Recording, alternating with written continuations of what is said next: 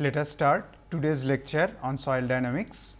Before we start our lecture today, let us see the possible solution for quiz 1. The quiz 1 has already been taken. So, let us look at the slide. The questions for quiz 1 for our course.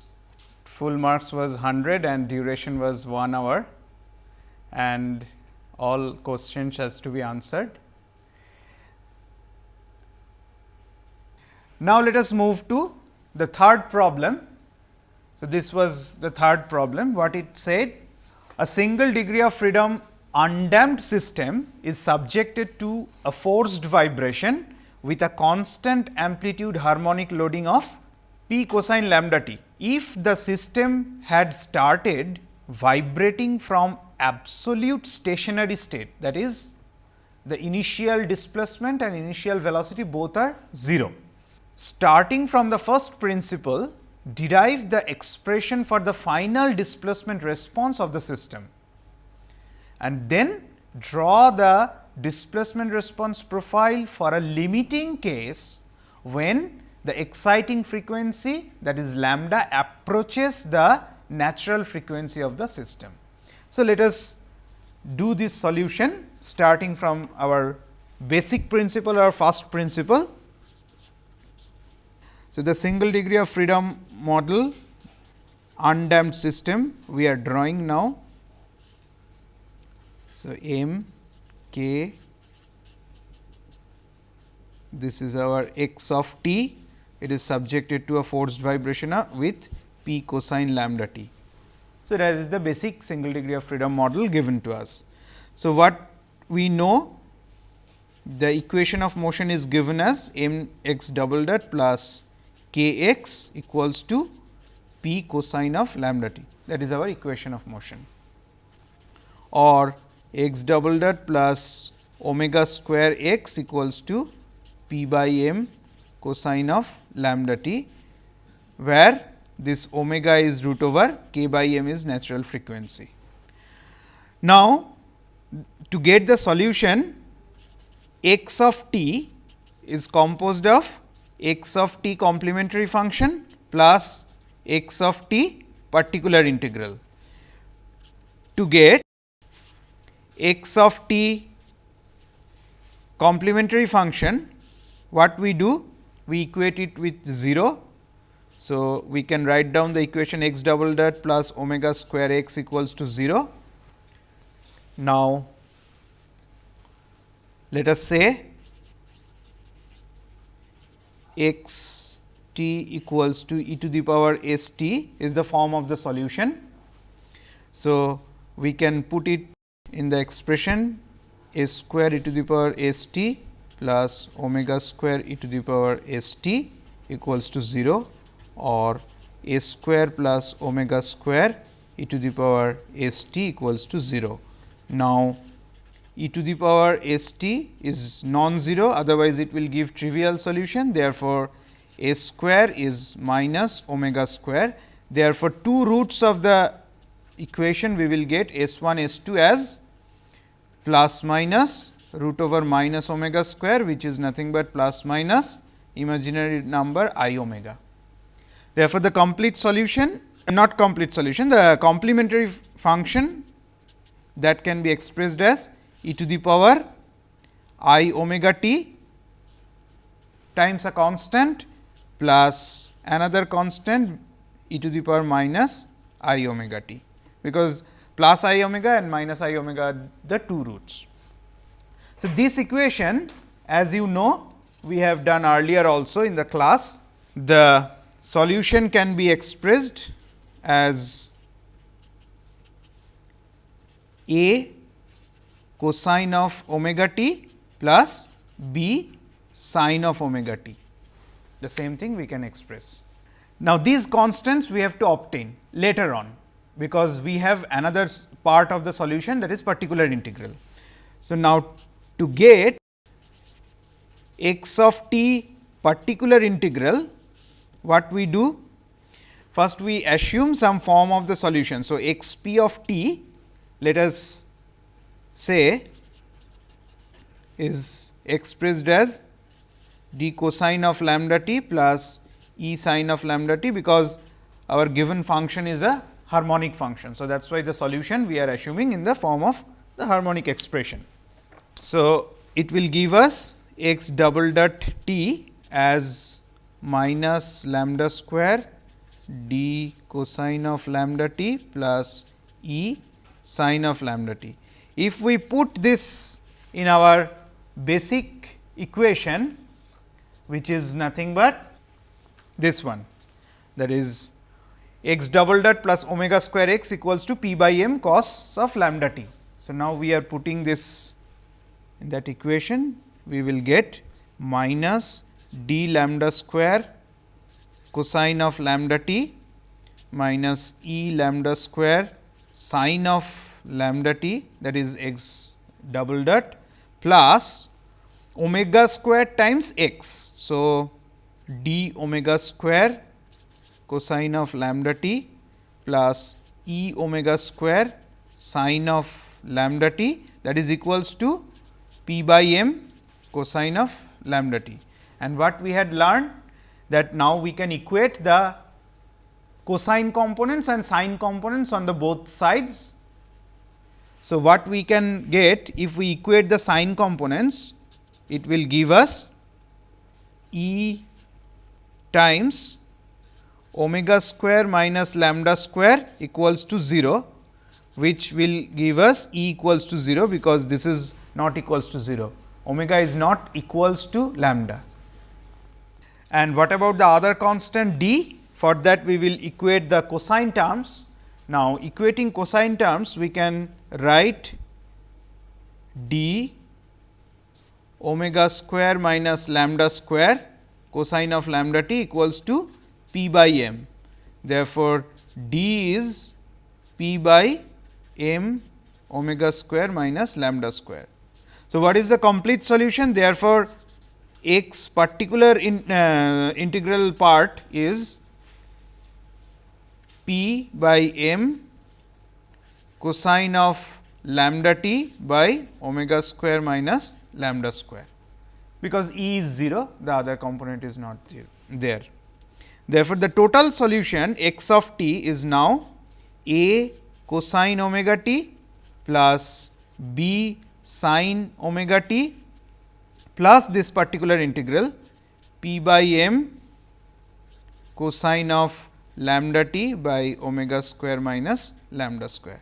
So, that is the complete solution. Now, we have to find out these two constants using our given initial conditions. So, what are the initial conditions given to us? That it starts from absolute stationary state. So, x at t equals to 0 is 0 and x dot at t equals to 0 is also 0. It is given to us. So, now let us differentiate this equation to find out the expression for velocity. So, this is the expression we obtained just now for the total solution of the displacement function. So, x dot t is nothing but, now we are differentiating this, minus a omega sin omega t plus b omega cos omega t. Now, this one will give us minus p lambda by m sin lambda t by omega square minus lambda square. Now, we will put these values here. So, if we do that in this equation first, what we will get if we put the velocity at t equals to 0 is 0, this term vanishes because sin 0, this term remains, it is b omega, this is also sin 0, so vanishes. So, x dot at t equals to 0 will give us only b omega, which will imply b is 0, because omega cannot be 0. So, b is 0, fine. And now, if we put the first condition of displacement equals to 0 at t equals to 0, what we will get? X at t equals to 0 is 0. Let us look at the solution once again. This remains a, this vanishes, this remains p by m omega square minus lambda square, right. So, let us write it. So, A plus p by m cosine of lambda t by omega square minus lambda square, which will give us A as minus p by m cosine of lambda t by omega square minus lambda square. Therefore, the complete solution we can now write it as x of t equals to cosine of lambda t will not be there, because it is 1. At t equals to 0, this is 1.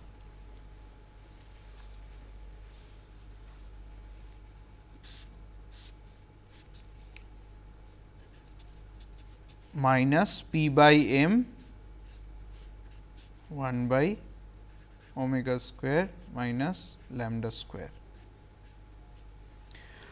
So, A cosine of omega t was the solution. So, minus p by m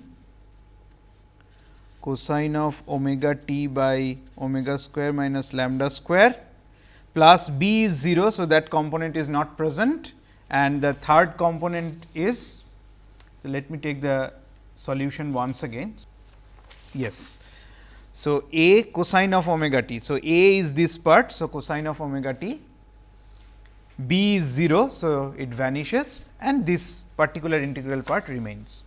So, plus p by m cosine of lambda t by omega square minus lambda square, or x of t is equals to p by m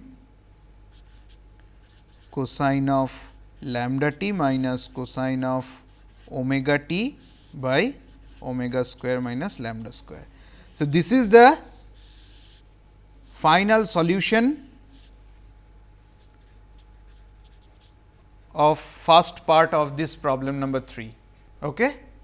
So, this is the complete final solution of the system. That is what it is asked, that derive the expression for the final displacement response of the system. This is the derivation and expression of the final response, displacement response of the system. Now, what is the next part? In the next part, it is asked also draw the displacement response profile, this profile, not with this function. What is asked? For a limiting case, when this exciting frequency lambda approaches the natural frequency of the system. So, what we can write? It is asked to find out limit of x of t when lambda approaches omega. That will be limit lambda tends to omega p by m cosine of lambda t minus cosine of omega t by omega square minus lambda square. So, when it approaches this one, from our basic concept of limit, what we can derive? This expression gives us p t by 2 lambda m sine of lambda t. So, it becomes actually sine lambda t by 2 lambda when lambda tends to omega. This is the final response when it approaches exciting frequency approaches natural frequency. What does it mean? A kind of resonance condition is going to form. So, I asked you to draw this function with respect to time. So, I wanted to feel you that under a condition close to resonance, what will be the response of the system. So, let us draw this. Now, it is pretty easy to draw this function. Let me put it here. So, T, I am drawing this limiting value of x of t when lambda approaches omega. What happens when t is 0? It starts from 0, and how this equation we can draw easily? This will be, you remember, when there are two functions and one is multiplication of the other one, sine function is harmonic function and t function is linearly increasing function with a slope of p by 2 lambda m. So, how to draw this very easily? Let me extend this side of the axis also. So, linearly increasing lines I have drawn. The slope of it is nothing but this p by 2 lambda m, right. I am just drawing the equation of y equals to c x, where c is the slope of the line. So, this part I have drawn. Now, there is another function attached to it, which is sine of lambda t. So, the actual response is not this line, but a harmonic function like this. So, can you see what type of disaster it is going to happen? Means when lambda approaches omega, of course, in resonance condition we are going to get maximum displacement. So, that is what it is happening. It's keep on increasing. Actually, this also goes to the next line. So, it follows that envelope. Fine. So, this is the final answer of the problem. Okay. Now, let me move to the last problem of our quiz 1.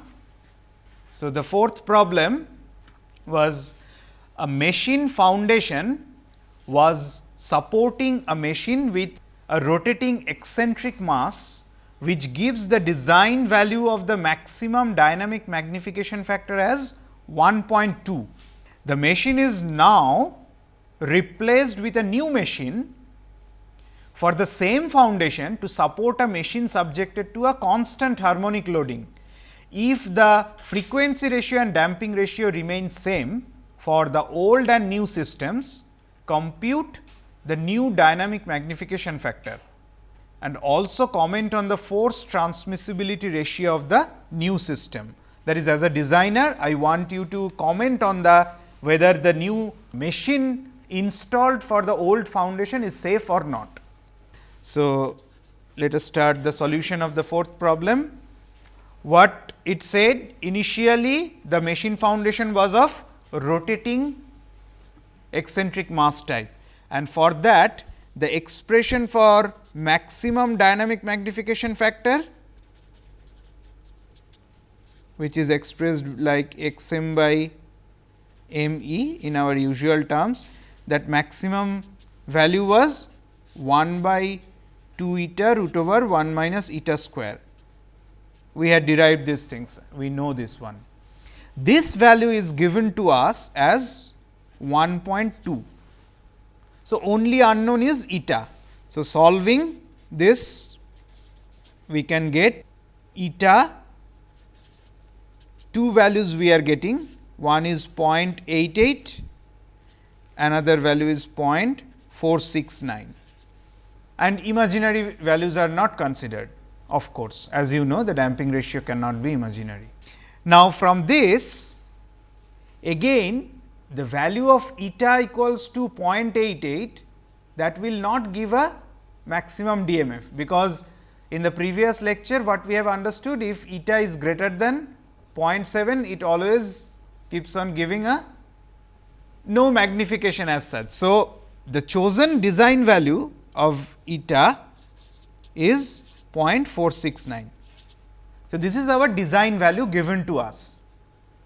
Now, where this maximum DMF occurs for a rotating mass type system machine, it occurs at frequency ratio r equals to 1 by root over 1 minus 2 eta square. Fine. Now, we know this is our design value of eta. So, put it here, we will get the frequency ratio as 1.34. So, this was our old system. Now, what is done? The machine is changed, but foundation remains same.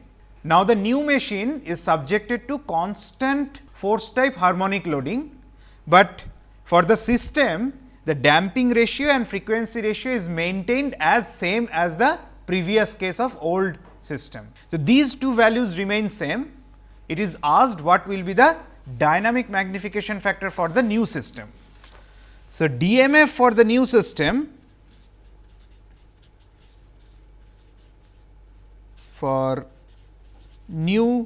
system which is subjected to harmonic loading with constant amplitude, that is given by 1 by root over 1 minus r square whole square plus 2 eta r whole square. Now, we have already computed r is 1.34 and eta is 0.469, because they remain same. So, just put these values, we will get the DMF of the new system. It is of course not the maximum, because in earlier case where the maximum occurs, for this case it is not the point where the maximum occurs. Okay. So, this is the solution of first part. That is what it is asked, that what is the new dynamic magnification factor, and the last part says the transmissibility ratio, force transmissibility ratio, that T r is given by root over 1 plus 2 eta r whole square by root over 1 minus r square whole square plus 2 eta r whole square.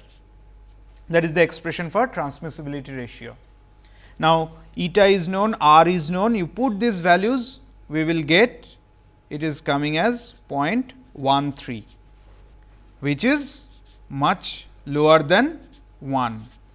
So, as a designer I asked you to comment on this.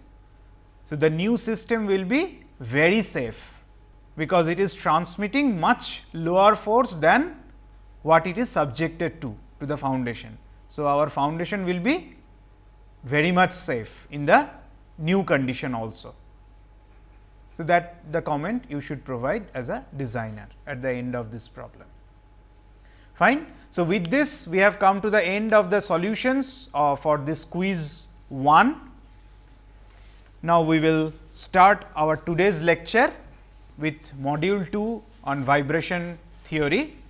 A quick recap of what we have learned in the previous lecture.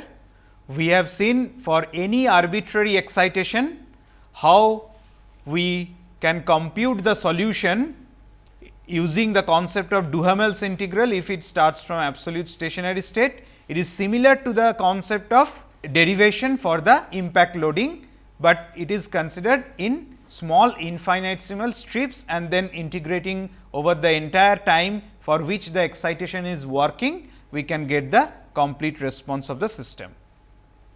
Then we have seen the case of dynamic loading coming due to the taxing of vehicles on uneven guideways, when a vehicle is moving at a constant velocity v and there is undulations on the ground, then the distance travelled at a time t we have computed, and then the final solution we have seen in this form, which can be easily obtained depending on the profile of the ground, which we have assumed as a harmonic profile. Then we have seen vibration isolation.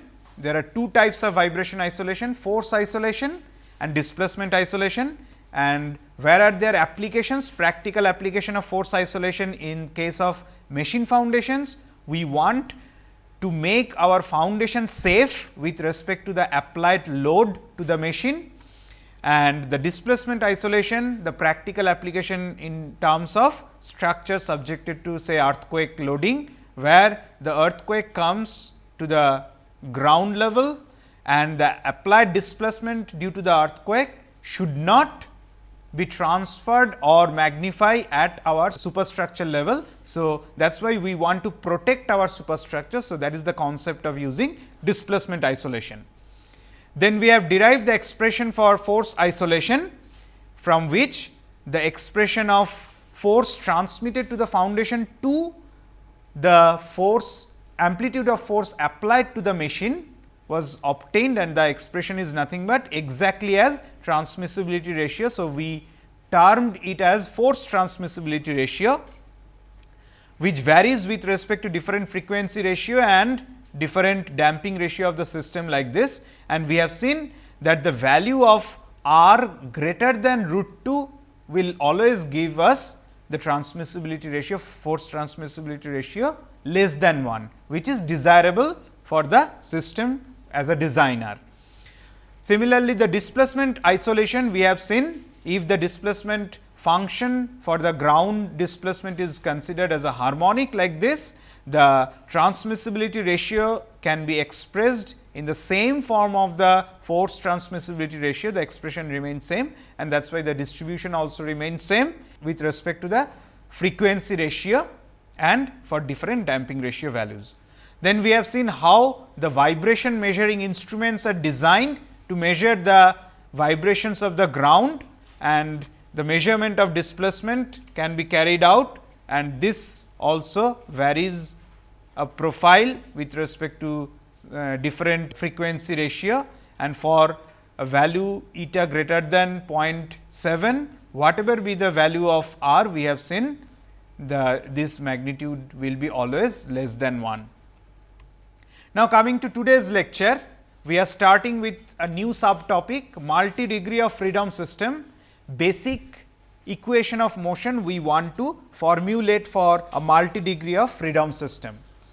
So, let us do the derivation for the basic multi degree of freedom system, how we can address this problem. So, let us draw a multi degree of freedom system here first.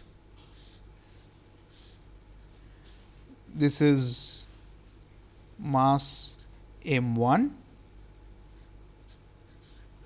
damper and spring K1, damper C1, then mass M2,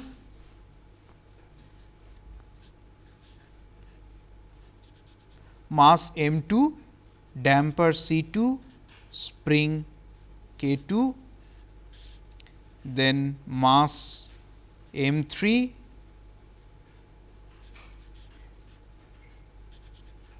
mass M3, damper C3, spring K3, and this is the fixed end. Now, what are the degrees of freedom of this system? This is x1t, this is x2t, this is x3t. So, I have drawn a system with 3 degrees of freedom, x1, x2 and x3. And to this, the forces applied are externally dynamic load applied are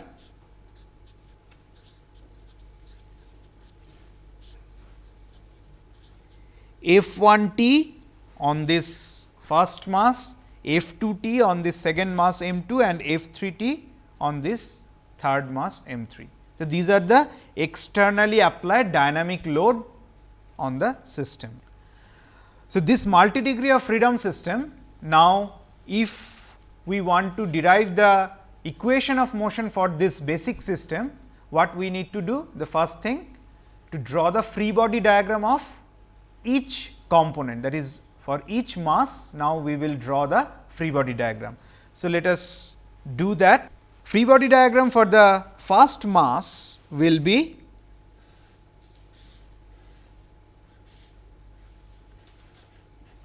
this is M1, it is subjected to F1t as externally applied dynamic load. Now, x1t I have given at one particular instant of time in this direction. So, the forces of resistance will come and it will act like this. F I will be m I x1 double dot This is inertia force.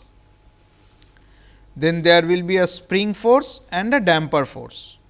Now, how much will be the spring force? Spring force should be K1 times the relative displacement between this mass and this mass. So, x1 minus x2, and the damper force should be c times relative velocity between these two mass. So, x1 dot minus x2 dot. So, these are the forces acting for the first mass. So, this is FBD of mass m1. Now, if we want to draw the free body diagram of the second mass m2, what it should be? For m2,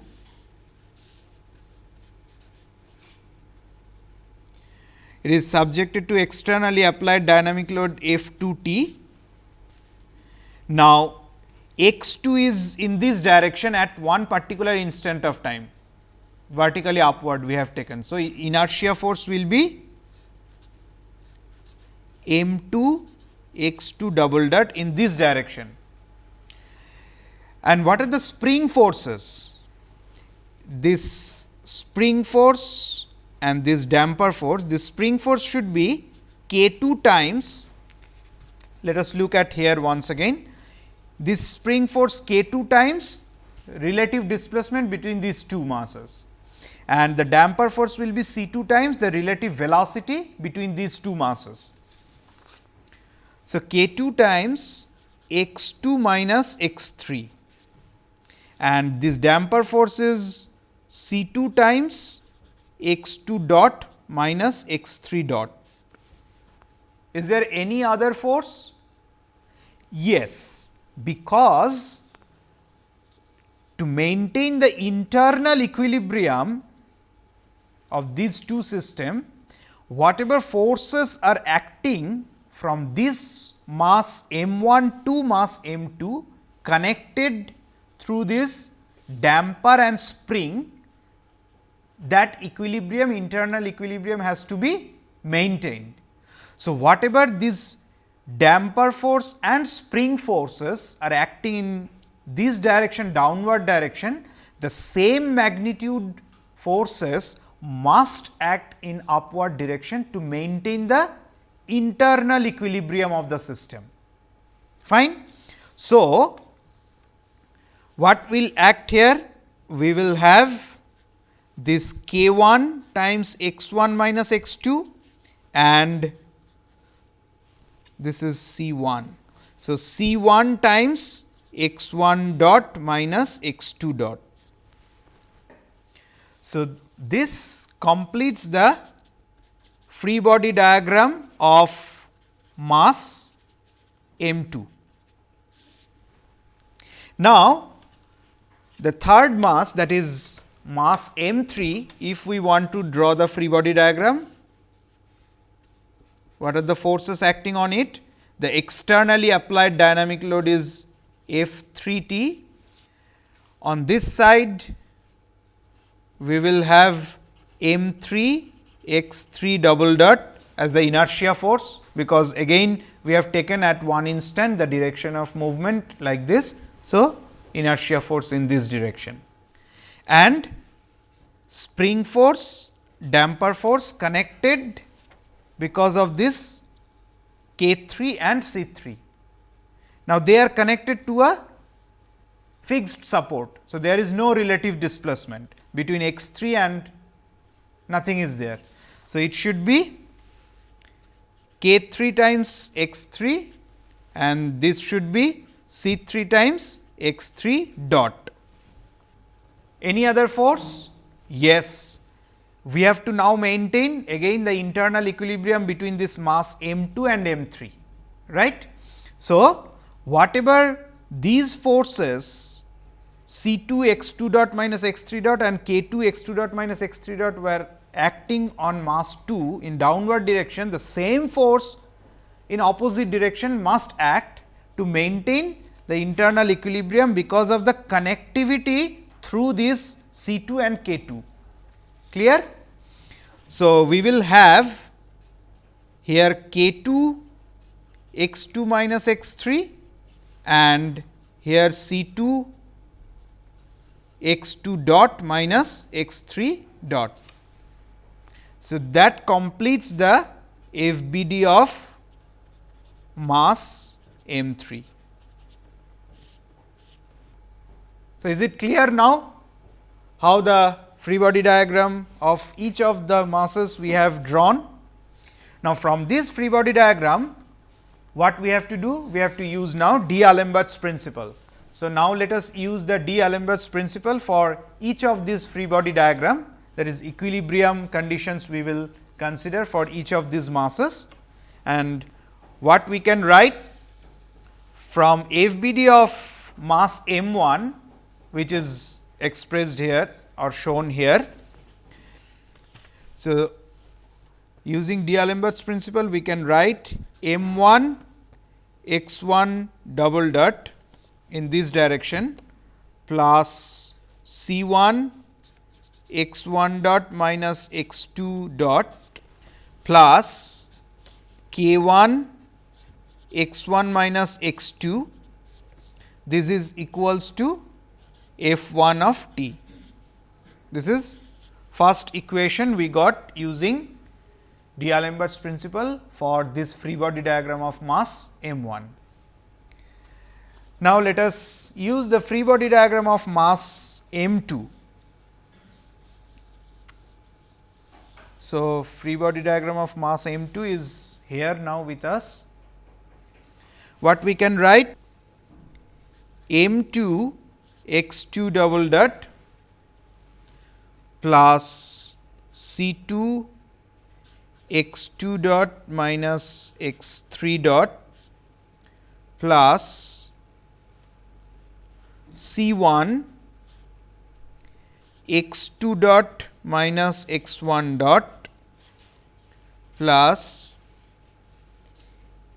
K 2 x 2 dot minus x 3 dot K 2 into x 2 minus x 3 plus K 1 x 2 minus x 1 equals to F 2 t.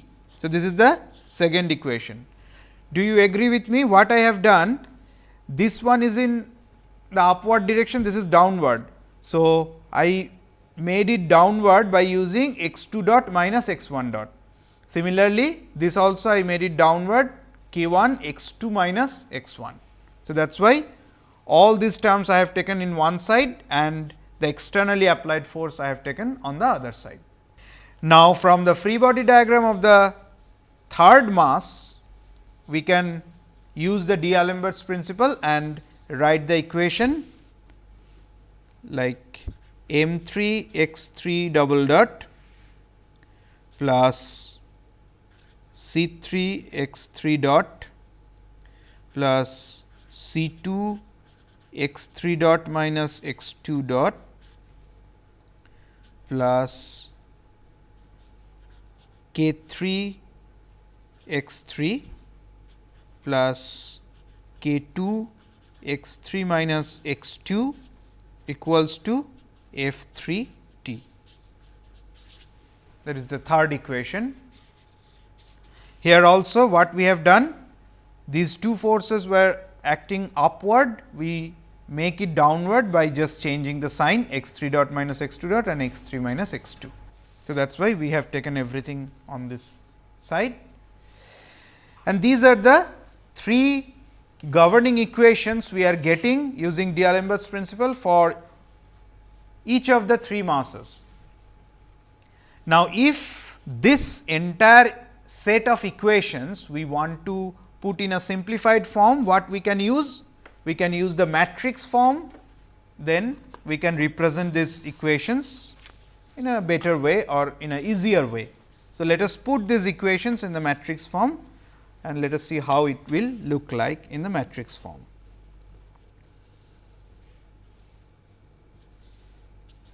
I have M 1, M 2, M 3, 0, 0, 0, 0, 0, 0.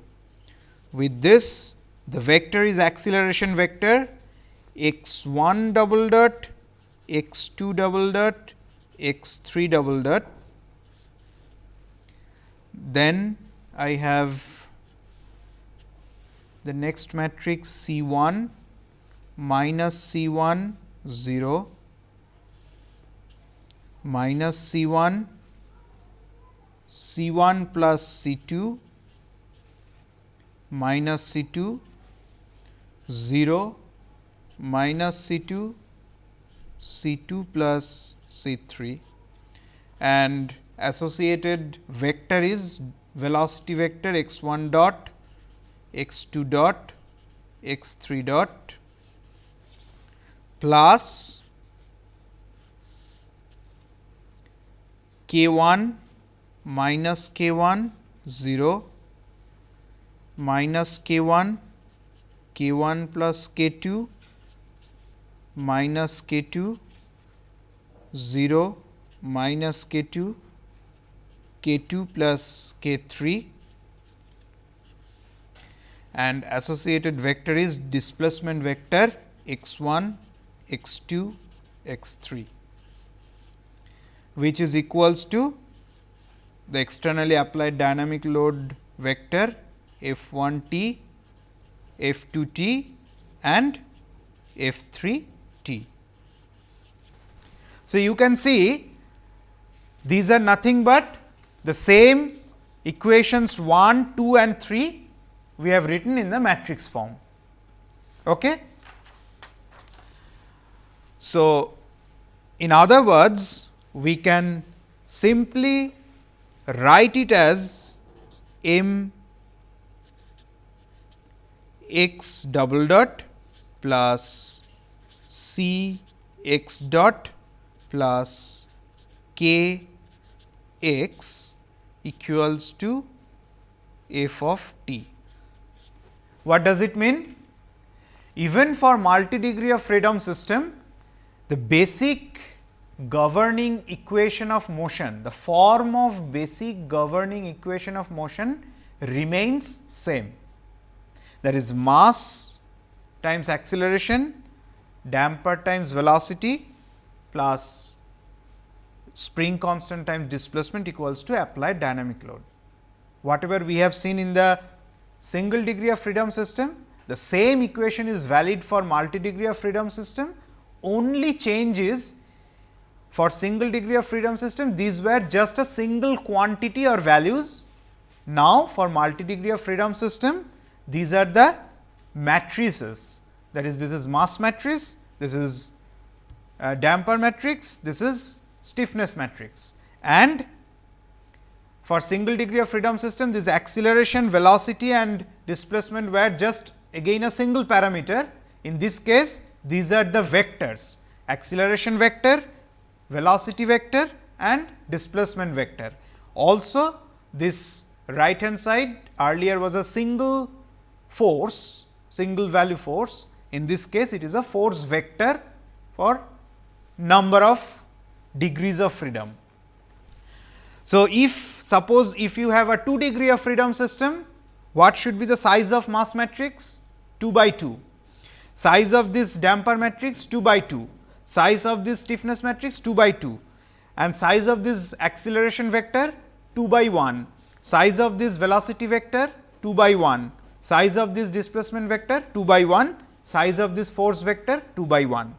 So, for n numbers of degrees of freedom of a system, we will have mass matrix with n by n, damper matrix n by n, stiffness matrix also n by n, whereas the acceleration vector will be a vector of n by 1, this velocity vector will be a vector of n by 1 and displacement vector will be n by 1. Similarly, the applied dynamic load vector will be of size n by 1.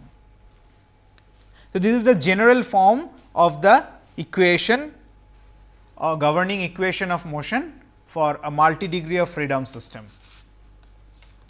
Now, in this case, what you have seen, all the matrices this matrix what you have seen, it is perfectly diagonal. In this case, these are also symmetric matrix. About diagonal, they are symmetric. Both damper matrix, stiffness matrix, mass matrix, and this is absolute diagonal, other elements are 0, other entries are 0. So, let us see whether this is the always case or not.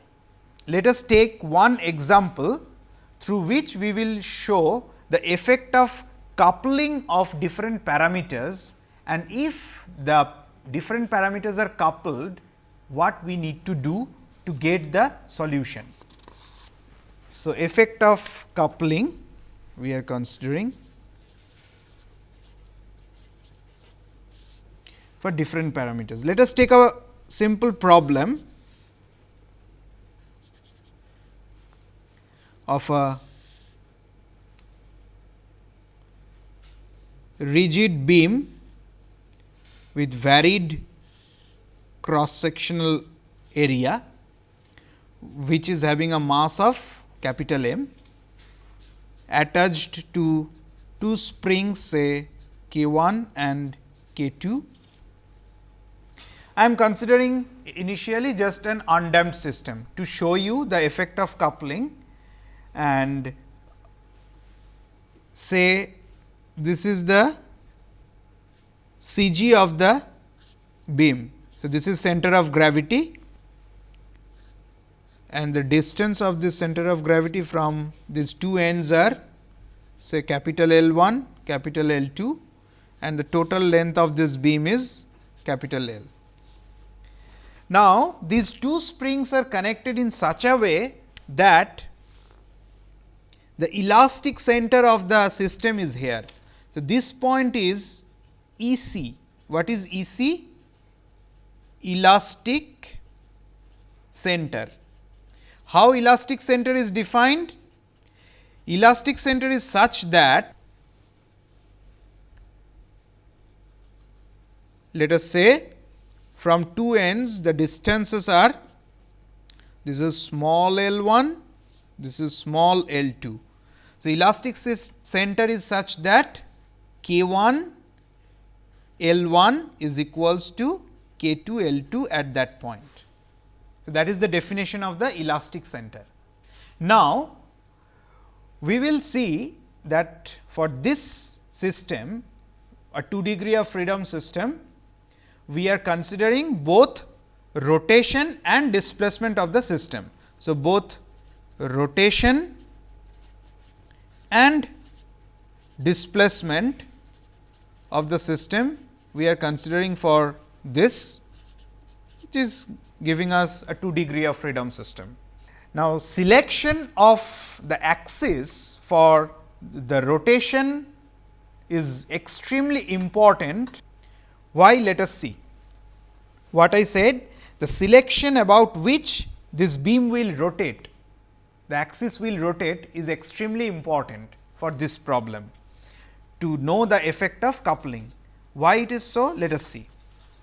So, we can assume the choice of coordinate system. What we say this as choice of coordinate system with respect to the rotation of the beam. We are considering different cases. The first case I am considering when the rotational axis passes through the center of gravity of the system. What does it mean? If I just draw it like this, what I want to say, the line diagram I am drawing, it has rotated about its CG. So, about CG its rotation is angle is theta. So, this is the center of gravity. So, what has happened the 2 degrees of freedom for this beam I am considering, it has displaced vertically down at a particular instant. So, this is the direction of motion I am considering. It has displaced as well as it has rotated, and for that rotation we are considering it has rotated about its center of gravity. So, this is the case I am considering here. So, what will be the free body diagram for this system? If I draw the line diagram, so this was the location of our CG earlier. Now, the beam has moved to a new position like this, and it has rotated about this CG, and that angle of rotation we are considering as theta. So, it has moved down as well as it has rotated about the center of gravity. What are the forces should come on the system? At CG we will get, suppose if the vertical movement up to this point CG is y, then there will be a vertical inertia force m y double dot acting at the CG because of its vertical movement. Also it has rotated. So, there will be a rotational inertia force also, which will try to put it back to its original position. So, I theta double dot in this direction, so that it goes back to its position. Now, two springs are connected at these two ends. Spring forces will act. What will be the spring force at this end? It will be vertically upward because it goes back to its original position. Try to, so K2 times, what is the displacement for this spring? That is y plus L2 times theta. Am I right? Because see the distances, L2 is from CG to this end. So, L2 times theta, fine, and this side it is L1 times theta. So, this distance is L2 and this distance is L1. And another spring force that also will act vertically upward, because see final displacement of this point is downward. So, it will again try to put it up. So, it will be K1 times y minus L1 theta. Okay? This free body diagram is clear.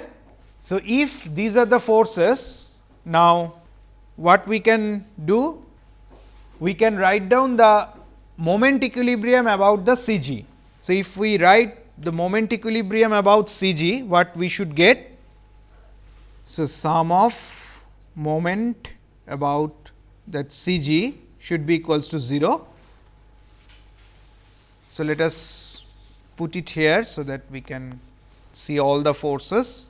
Anti-clockwise I theta double dot. So, I theta double dot, this m y double dot is not creating any moment about the CG. What else it is creating? This is also creating anti-clockwise. So, K2 L2 y plus L2 theta, and this is creating clockwise moment. So, minus K1 L1 y minus L1 theta equals to 0. And another equation we can use, which is sum of vertical forces equals to 0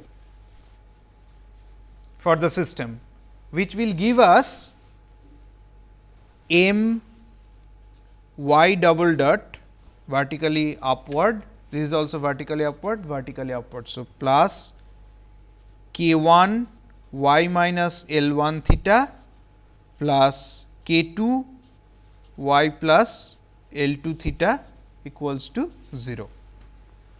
So, these two equations we got, which can help us to get the 2 degrees of freedom solution, that is in terms of y and theta.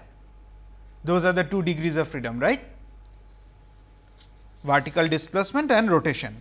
So, this one we can represent it in matrix form very easily. m 0 0 I, then the acceleration vector y double dot theta double dot plus k 1 plus k 2, then k 2 L 2 minus k 1 L 1, then k 2 L 2 minus k 1 L 1, then k 2 L 2 square plus k 1 L 1 square times y and theta equals to 0. We considered the free vibration case. So, this is our mass matrix, this is stiffness matrix. You can see mass matrix is diagonal symmetric, stiffness matrix is symmetric about this, these two are same elements, but it is coupled. Can you follow? These two gives us these two equations. See m y double dot, then with theta nothing is there, k 1 y plus k 2 y, then this one k 1 minus k 1 L 1 theta plus k 2 L 2 theta equals to 0. This is this equation, and the second one is 0 with this I theta double dot, then this one is k 2 L 2 y minus k 1 L 1 y plus k 2 L 2 square k 2 L 2 square theta, this gives k 1 L 1 square theta equals to 0. Okay. So, with this we have seen for this case mass matrix is uncoupled, whereas the stiffness matrix is coupled. Okay. Now, we can consider the other cases with different center for the rotation. That is, for the first case we have considered the C g as the point of rotation. Now, if we take any other point, say elastic center as point of rotation, what should be our equation of motion?